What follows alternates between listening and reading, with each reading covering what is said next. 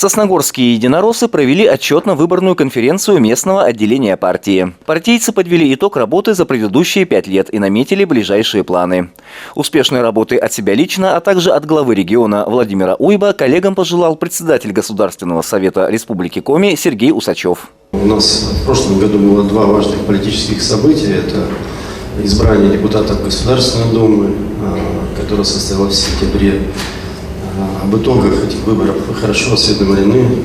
Знаете, что у нас в Республике Коми партия «Единая Россия», несмотря ни на что, набрала самый большой процент голосов избирателей.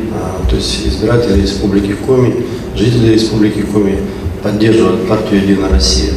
Об итогах работы Сосногорского отделения партии рассказал его секретарь Александр Сибецкий. Он отметил, что выполнить все намеченные планы было бы невозможно без активных и неравнодушных членов местного отделения партии. Многим из них были вручены в этот день благодарственные письма. В своем докладе Сибецкий остановился на различных проектах, реализованных местным отделением «Единой России», таких как депутатский прием, дневник первоклассника и многих других. Обозначил планы на будущий период. Основная цель партии – улучшение жизни людей. Поэтому в предстоящий период нужно продолжить реализацию добрых дел, которые взяты партией на вооружение, усилить влияние партийных структур на общественно-политические процессы в районе, продолжать укреплять партийную дисциплину, продолжить взаимодействовать с партийцами и жителями района, используя только личное общение, но и компьютерные технологии. О том, что совместными усилиями можно сделать больше, на конференции говорилось неоднократно. Так, председатель Пожнинского ТОС «Моя деревенька» Наталья Артеева рассказала о преимуществах территориального общественного самоуправления. Если среди вас есть человек, который на самом деле хочет, чтобы его малая родина жила, процветала и оставались там дети, и хорошо было жить всем, все это можно сделать, все это реально. Работа по поддержанию населенных пунктов проводится партийцами и на государственном уровне. Один из примеров – республиканский проект «Народный бюджет». В прошлом году в Сосногорске, а также поселке Элэ-Айоль, на станции и в деревне Пожня появились 6 новых контейнерных площадок. Жители Усть-Ухты, Малой Перы и Воевожа обзавелись детскими комплексами и уличными тренажерами. В 10-м детском саду была обустроена спортивная площадка. Подарком всем жителям Сосногорска стало открытие Центра Коми и национальных культур. Это реальный инструмент для повышения качества жизни наших горожан. Он доказал свою эффективность, а самое важное, что жители городских поселений сами решают, на что реализовывать их средства, что для жителей важнее. В прошлом году было реализовано 9 проектов, на этот год намечено 14. И работу в этом направлении местное отделение партии будет усиливать. Главным же вопросом повестки дня стало избрание секретаря местного отделения партии. По итогам тайного голосования им стал глава Сосногорского района Сергей Дегтяренко. Я приложу максимум усилий для того, чтобы и дальше продолжить ту работу, ту большую нелегкую работу, которая велась Александром Юрьевичем, за что ему огромное спасибо. Будем поднимать авторитет партии, будем работать на благо наших жителей.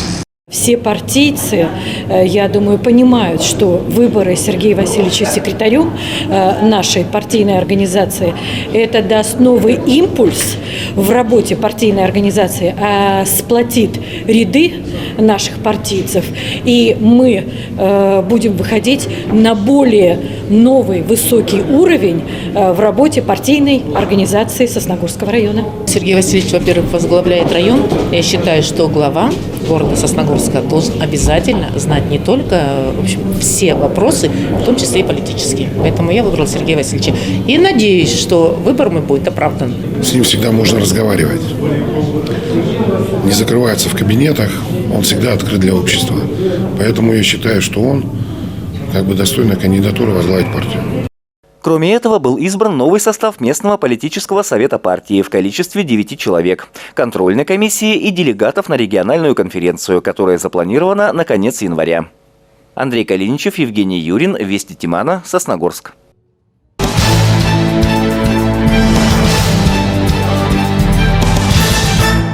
В Центре Коми и национальных культур проходят еженедельные занятия кружка рукоделия. Пенсионеры мастерят различные поделки и сувениры. На этой неделе методист Татьяна Старцева провела мастер-класс по изготовлению игрушки кота.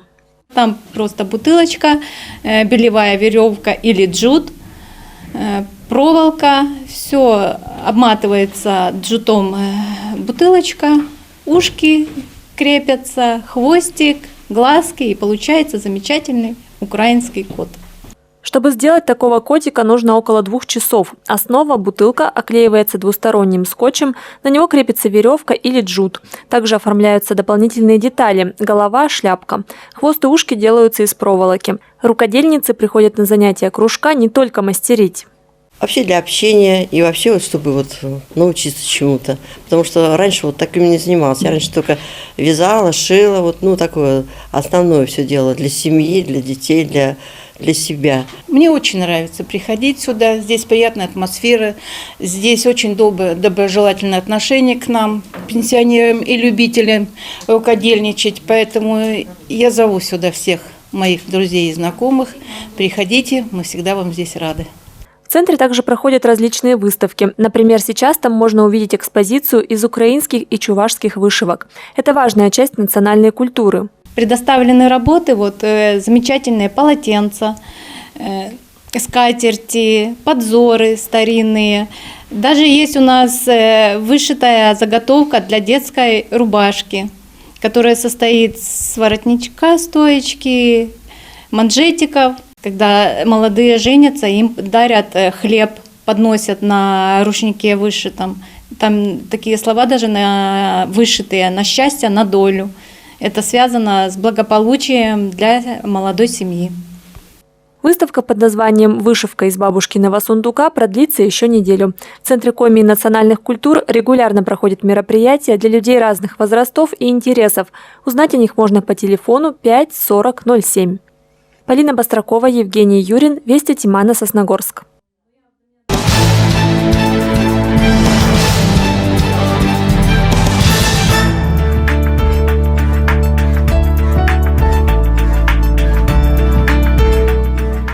В отделе судебных приставов по городу Сосногорску в 2021 году на исполнении находилось 42 тысячи исполнительных производств на общую сумму взыскания 1,5 миллиарда рублей. Основное количество находившихся на исполнении – это взыскание задолженности за жилищно-коммунальные услуги и долги по платежам за газ, тепло и электроэнергию. Таких исполнительных производств в 2021 году было 14 тысяч на 200 миллионов рублей. И, кроме того, еще задолженность в пользу кредитных организаций, соответственно, 5 тысяч исполнительных производств на 600 миллионов рублей. Зачастую граждане, являясь собственниками жилых помещений, либо зарегистрированные в жилых помещениях, не проживают по адресам, на которые начисляются жилищно-коммунальные платежи. В связи с чем хотелось бы обратить внимание, что есть возможность проверить наличие или отсутствие задолженности в электронном сервисе «Банк данных исполнительных производств».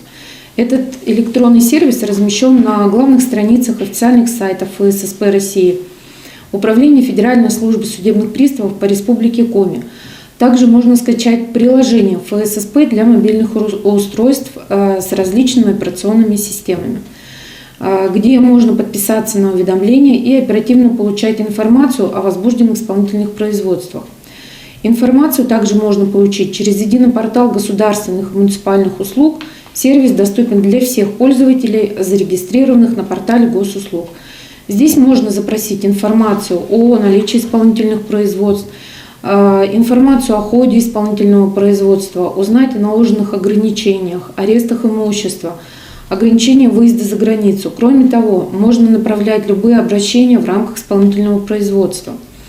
Этот сервис рассчитан на основные жизненные ситуации, требующие обращения к судебным приставам в ходе исполнительного производства. Должники могут проинформировать судебного пристава об оплате задолженности, заявить об уважительных причинах невозможности исполнить требования исполнительного документа. Взыскатели могут подать заявление об ограничении права выезда за пределы Российской Федерации, сообщить судебному приставу об имуществе должника, проверить правильность взыскания денежных средств должника. Подписка на уведомление о возбуждении исполнительного производства дает возможность немедленно принять меры по погашению задолженности, тем самым избежать дополнительных расходов в виде исполнительского сбора и мер принудительного исполнения.